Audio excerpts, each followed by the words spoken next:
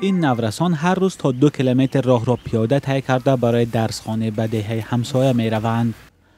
راهی ساکنان دهه دوشتیچ شهر پنجکن تا ماه مارس سال 2024 از اینجا می گذشت، اما آن را بستند و این کار زندگی ساکنان را مشکل کرد.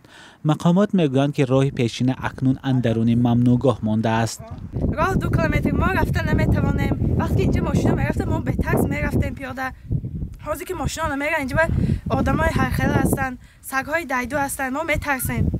2 متر به 2 ماشین چه هزار نمیده رو استرویکه بکنیم تو کمازو به قم میگیم سنگ میگیم نمیدونم راه نیست میگه کجا رویم میگه تاکسی به تلفن میگیم راهتون رو مخم کنید کجا رویم میگه راه گم یک کسل شده کسل است یک زنده است تلفن میکنه راه پول مخم کنید یگون راه موبایل راه شدگی ماکچه منم خیلی بچه مون 2 سال نگاه میکنیم در قفامو 5 6 تا لوی منم وقت تو منم بچه لوی با خدا یگون رئیس حالت رئیس ترانسپورت میگم مخم کنه اون روز پس هست کو اینجا واپس ماشین گشته نمیتونید یک بار زمان که تمام نه تاکسی میاد نه ماشین نه ماشین میشه کسان میشه شب و نیم شب بنزین میشه آخه اینجاش که یک پلاسگی یک تور میاد یک تیر میاد یک تیر میاد یک تیر میاد ولی با کم مردم یک خوب ماشین یک تیر روز کردن.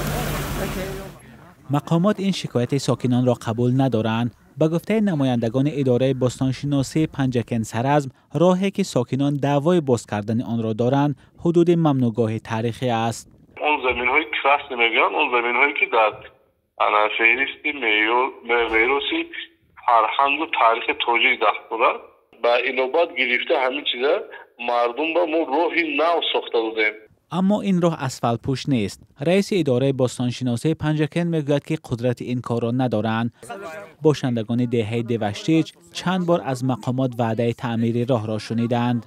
نکست در اون حالت که ما با وعده های بسیار کردن که راههایتون رو شده میدهیم بعد ما میکنیم نکست با وعده هاشون وفا نکردن.